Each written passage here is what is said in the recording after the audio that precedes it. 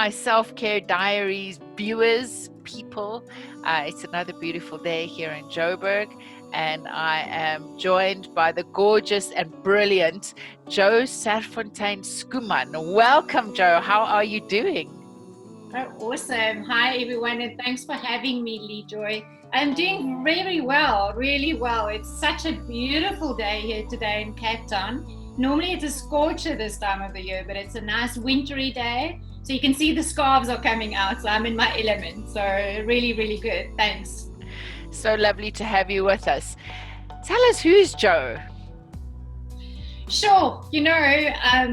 That's always an interesting question because I always say to people, which part of me do you want to know more about? It's those split personalities, the mom part, the girlfriend or life partner, the friend, the businesswoman, what is it you want to know about? But I think in essence, you'll see I'm a mouthful, as you can see from my name. It's not just Joh, it's Joh Serfontein Schoeman. So in essence, mom, which I think is my proudest name and proudest role and proudest title that I have in life. I'm a woman, proudly 45, so I never thought I would be proud of that age, but life has arrived. I'm a businesswoman. I am an entrepreneur. I work for myself since I'm about 22. So something I'm very proud of carving out my own pathway and finding what works and, where I'm needed. But in essence, I'm a woman, which is number one, evident, but a mom, a life partner, unfortunately being one of those that's been through a divorce, so can't say wife, but a life partner, and a friend. So in short, what I do for a professional life is I'm a project manager, program leader, and I like to implement, operationalize plans. So I think it came out from one of my first strength is a maximiser. So I love going into organizations and even with people to exploit who and what they are and to operationalize that. In short. Beautiful. So I see you wearing many different hats and juggling a full life. It's and you draw a lot of strength from being a mum and being an entrepreneur, owning your own business. And I've also been divorced, so I know the pain of that. It's not easy, and one has to practice a lot of self-care to get through that kind of trauma and difficulty. So what value do you bring to the world? Lee Joy, I think my interest in people, it's like I say to you, what part do you want to know about? Because as much as I know myself, and I can honestly say that over the last 3-4 years, during the process of divorce and during the process of becoming a mom of a teenage daughter, I got to know myself in other ways, hey? But in that process, I know myself very much and I know what value I can bring. But I think the strongest and the most important value for me that I bring to the world is I try and find out what you need. So I know what my strengths are, and if it's something I can't offer to my clients or to friends, then I try and find someone who can offer that. I believe in collaborative partnership. So the biggest thing for me, the value that I bring to you is to help my clients and to help those around me shine. And whether that is to support them or lead them or guide them or work with them to make something happen, that's the value that I add. There was a stage where my business had a rebirth. And my business, my consultancy is called Value Net.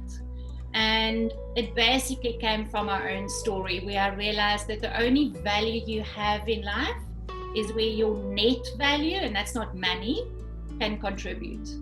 If you're an empty cup, you can't give. So very much, I love the thing of what value do I add to life, because I like to find out what other people need in order to shine their values, and to support them or find someone that can help them do that and realize that. Beautiful.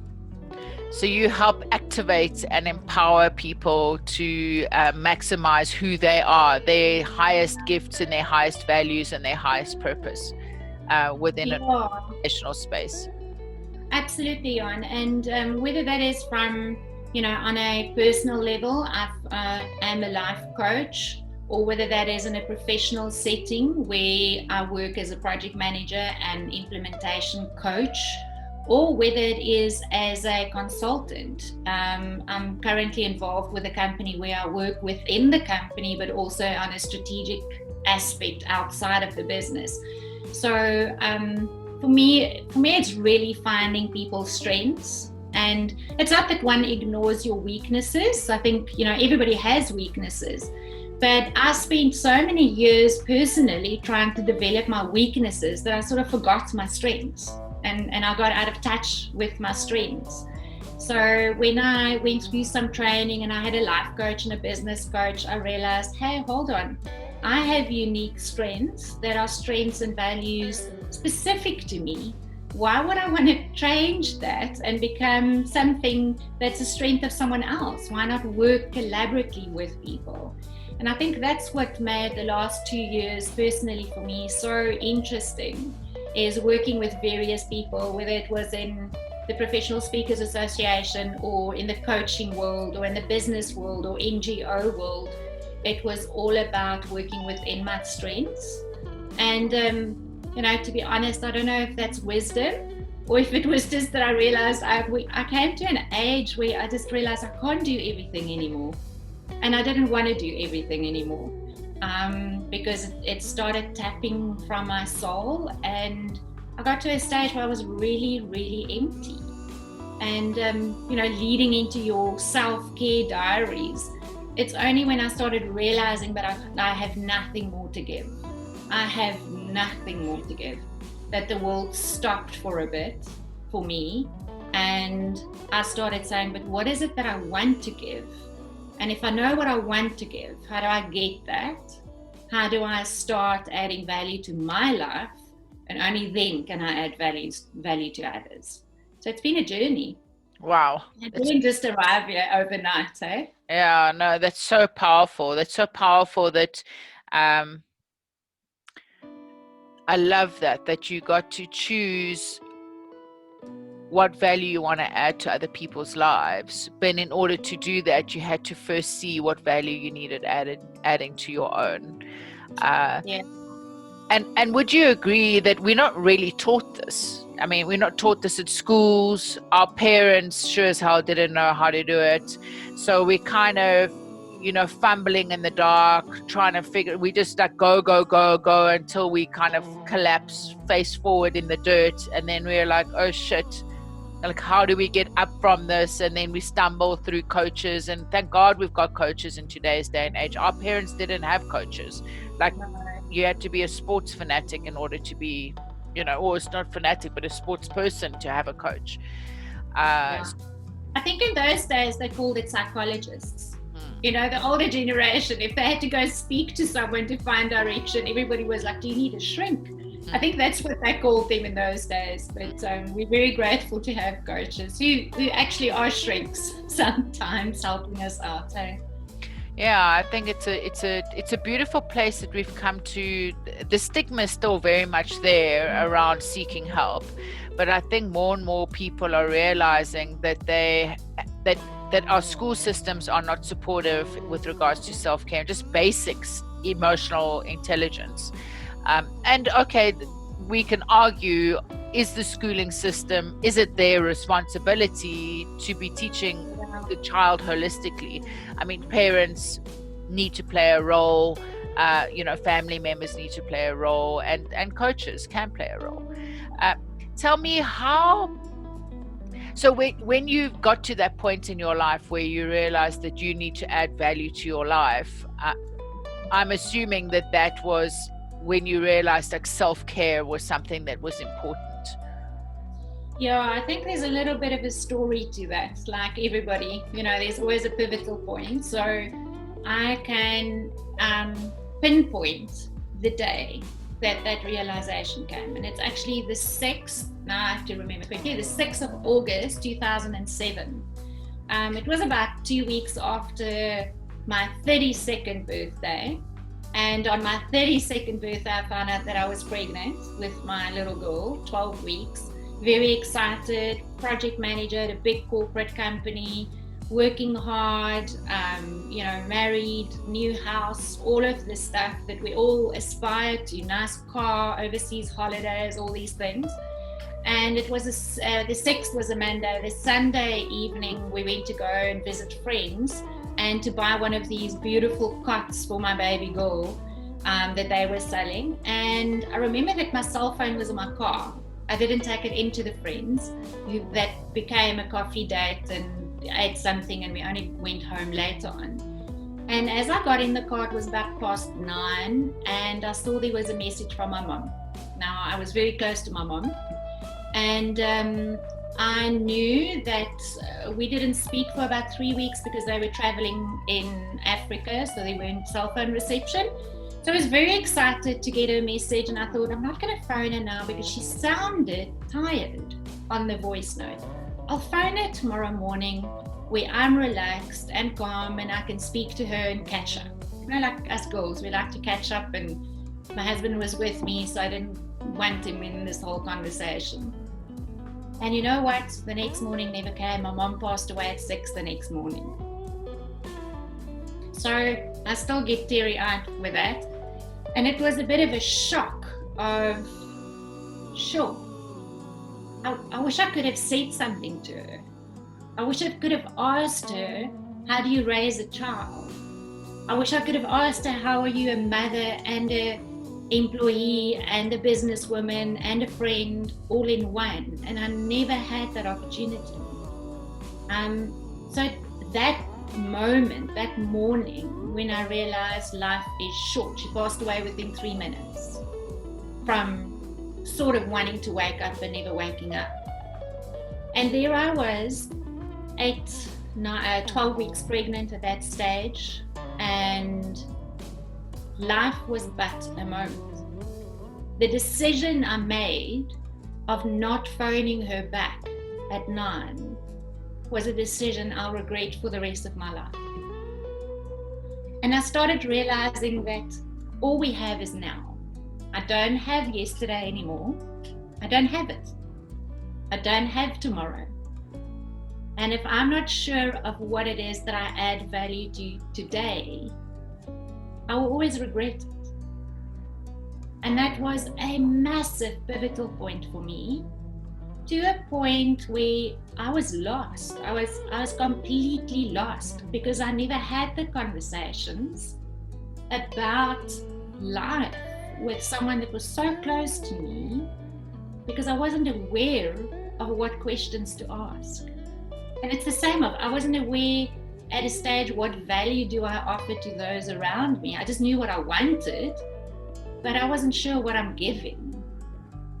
And that whole process ended up with me being bed resting for about 3 years. I was diagnosed with fibromyalgia, which is a muscle-related rheumatoid arthritis. And I was bedridden, and I sort of raised my baby girl on a double bed with me while being in bed, for a while. And that was my change in my life, where I realized that I might not be able to physically do things with my daughter, but I can still add value mentally and spiritually, and I can still look after her soul.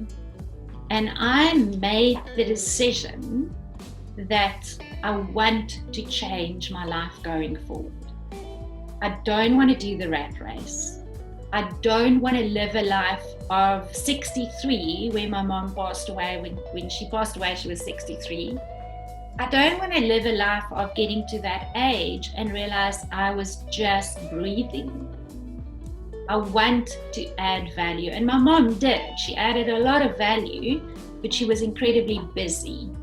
And I think it was the generational curse for me of realizing, but if I don't change it for the next generation, my goal is going to look at me and say, but this is the way we do it. So I then started reading, because it's all I could do. Being bed resting, you couldn't really do much else. And that's where my self-development journey started. That's where I realized, hey, if I'm tired, I need to rest, otherwise tomorrow I won't be able to get up. So it wasn't just an emotional and spiritual awakening, it was really a physical awakening. With the fibromyalgia, if I got dressed, I was tired. So I couldn't get dressed and go to friends. I had to get dressed, rest, and then be able to go to friends, and rest, and then be able to cook. And for me, it was a physical transformation to the self-care journey. So that's where my journey started. Wow. I was sitting next to you so I could give you a big hug, because I know what it's like to raise children without a mum. And it's in Afrikaans they say dis die kleinste seer. Yep. It's a very... It's a real sore, it's a real miss, it's a real gap. It's you have friends and family and acquaintances that step into the gap, but the gap is never filled. You know, it's never there again. And there are so many questions I wish I could ask her that only a mother can add value to your life. You can hear a lot of things, but that for me was the journey of self-care, of how important it was, because my mum's generation, coming from a very Afrikaans background, was work. You serve everybody around you, and you collapse at the end of the day when nobody sees you, and you're up before everybody sees you again. There wasn't things like self-care. There weren't things like my time. There weren't things like mom's going to have a bath. It's mom have a bath with the kids and everybody in the bathroom. You know, there's no alone time, no lone time. And for me, that's the one thing that I would always say to people is you have to have lone time in order to add and contribute in togetherness. Otherwise, you're just there. You don't really add. To have the energy and the fuel to be able to have the collaborative relationships that you speak about. Yeah. Tell me, when you do have me time, what is it that you do? Sure. Again, like the many hats that we have, you know, sometimes I need to have me time for work where I can just process and plan. I like to withdraw into my office, and I'm a very visual person. So when it's work time, it's different color pens and stickers and papers all over my wall. So right in front of me, there's different pictures all over. So with a glance, I can see that and just gather my thoughts and sort of have that roadmap ready. That like my partner says, I normally do spaghetti junction. The moment that there's so many things on my plate, I do spaghetti junction. So I just need to know where they come together. So work-wise, I withdraw to plan, and then I start sharing the plan and collaborating, and then I will go and implement and monitor and adapt it. When it's family time, I am very protective over my family time, both from a relationship with my partner where we need alone time, or a relationship with my daughter where her and I have mom-daughter time, and also time where I can see the two of them have time together without me. So I sort of maneuver that it happens. But when it comes to you, Anita, and my time, I love having a bath with a glass of wine and my music, and literally where I can just empty my brain. And I love senses, you know, so I will have a candle burning, and I'll have really relaxing music, and I choose the music as well, whether it's uplifting or meditation or spiritual music, whatever that is.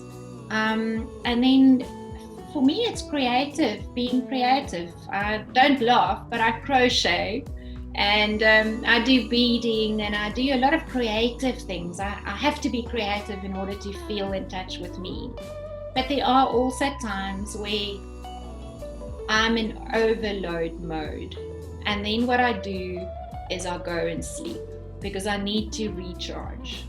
So as much as I want to do things and life gets busy, I've let go of that feeling. What do we always call it? Guilt of mom's tired and I want to go lie down for 30 minutes. Because it's a fibromyalgia, I've realized that I've got to do that. I've got to do those small bits of recharge when I need it in order to be present the next moment. So for me, self-care is really being honest with where I'm at. And sometimes, Lee Joy, it's the hard thing of writing down in a journal or a diary. If I find that I don't know where I'm at and there's just too many things, I think honesty comes out when we put it on paper, because we tend to ignore and sort of just brush aside when we have to look ourselves in the eye and acknowledge certain things. But writing it down sort of helps me structure my thoughts and the real essence of who Joh is and where I'm at in life. And that's a gauge of being able to go back and say, hold on, you haven't been kind to yourself when it comes to diet or physically looking after myself or things like that. So when it's a journal, there's a paper trail, and a paper trail doesn't lie. And I can go back and sort of, monitor those. So again, a whole mouthful of things, but I think sometimes we need different things in different stages of our life. It's finding out what it is we need at that particular moment, but definitely not ashamed to say, I need me time. I need my time to connect with me. I love that you speak about not only bubble bars and glasses of wine and music, because a lot of people think that that's what self-care is: chocolate, bubble bars, and a glass of wine. And that is part of self-care, but it's only one part of it. I love that you speak about journaling. I did a interview with Shukri Tufi, and he speaks about the power of journaling, which is really cool. And then understanding, the emotional component of our lives, and looking at the mental side of who we are and the spiritual side of us. So it's not just the physical. No. Thank you for highlighting the importance of looking at ourselves holistically. What passion project are you busy with at the moment? Oh, that's a really, really nice one. With COVID happening on the Thursday, and I can't remember the dates, but that Monday I actually got involved with a project where we work with youth in the education field in South Africa. And it's an NGO where we place unemployed people into stipend jobs. And my part and my responsibility there is to do skills programs. So to take these youth and not just teach them the technical side of life. I mean, that happens. But I have a passion for, you've mentioned it, the holistic human being. So things like emotional intelligence, I train on that, and I've started training the youth in the communities. We're currently based in Langa, so I go through 2-3 times a week, and it's getting to understand's maybe the wrong word. It's getting to connect with the souls of those who might have lost hope. Hope is what kept me going when I was bed resting. And my passion project at the moment is to connect with youth coming from backgrounds and circumstance where there might not seemingly be opportunities. But it's to connect with their soul and their spirit and say, but there's always opportunity. So there's a, and I can't remember who the book is, but there's a title of a book. I saw the one day, and the title was "The Decisions You Make You." And that's my passion, is that people don't just train and they don't just work and they don't just pitch up for, you know, a day at the office, but that they understand that they make a difference, whether it's in their own life or whether it's in the lives of others. So it's just to help these youth specifically, and we work in the no-fee school structure. So we work where the schools and the youth do not necessarily have all the tools and the technology and everything that I sure am used to, how I grew up. But it's to connect with the soul of individuals and to help them believe that there's hope. It's really beautiful. It's really, really beautiful. And I pray that your project goes from strength to strength. And I know that the people of our country, if there's anything that we need, and especially our youth, it's hope. And I think able to touch the sacredness of who they are and understanding their particular purpose, and that their pain has developed them into the people that they are so that they can shine a light for others, I think is a really powerful thing. Yeah, thanks. And you know, Lee Joy, it's very interesting. We had a weekend with my father, my father is 81, and you know, life has been hard lately for him. He's alone, lost his life partner, he's had another relationship that didn't work out. And at 81, we have these conversations with him about what choices would you have made differently? How would you have lived your life differently with the insight you have now?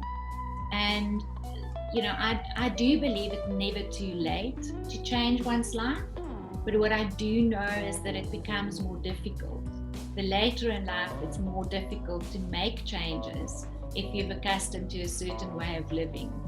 And for me, it's about really helping people understand that every day is an opportunity to change your life. And that's the selfish look at it. But every day there's an opportunity to change someone else's life, and that you could be that pivotal point. But you won't be able to do that if you're not present, and you can't be present if your bucket is empty. It's only when you look after yourself first and know who and what you are and where you're at in life, and if you not just know that, but if you're really honest with yourself about that you can authentically change and step into others' lives and into their environment, where you can just observe and help and guide and add value. Not just breathe around them, but actually add value. And that comes through self-awareness, it comes through self-care, it comes through valuing who you are as a person. And just be that, nothing more, but just be who you are, the best who you can be. Such a powerful play. I could speak to you all day. I really love your insight and your wisdom, and I really appreciate you spending time with us today. Thank you for your vulnerability and your authenticity, sharing your story about your mum. And you know, you're doing such a beautiful job with your daughter. She won those awards the other day for the speaking, and I could just see the pride that both of you and the love that you have for each other in the photos. I've got goosebumps on my head just talking about it. I wish you well, and how can people get hold of you? I think the easiest is my cell phone number. They can always contact me on my cell phone number, which is 064 545 1804, or they can contact me through email. And I need to also maybe just type that, but it's jonita@gmail.com. That's the easiest. The rest are all business emails and things. So yeah, or contact me on Facebook. Have a, look for me on Facebook and connect there. But if there's anything or any place or anybody that had some insight or some touch point with what I've shared today, I'm really happy to spend time with people and to maybe just also connect with them, because I know what loss does in your life, what it could potentially do if we don't make the intentional and conscious decision to turn it around into a gem and into a positive spin. So I'm happy to do that. And otherwise, they can contact you and get hold of me through you. That might also be the easiest. So, but thank you for having me today and for chatting. And God bless with all your things. I mean, you're doing amazing. You always have so much energy wherever you show up. And even just that smile of yours and your eyes, one can see that there's interest and love and care. And I appreciate that. Thank you for having me today. Oh, such a pleasure. Mwah. Sending you a big hug. Thank you for joining us on the Self-Care Diaries. It's been another beautiful day. I hope that you have a blessed day and that you know that you are here for a reason. And if you don't know what that reason is, please get hold of Joh. I think that you could do some really beautiful work with her. I'll be sure to post some links in the in the bottom of this video. God bless you and take care, everybody. Bye. Bye, everyone. Thanks for having me.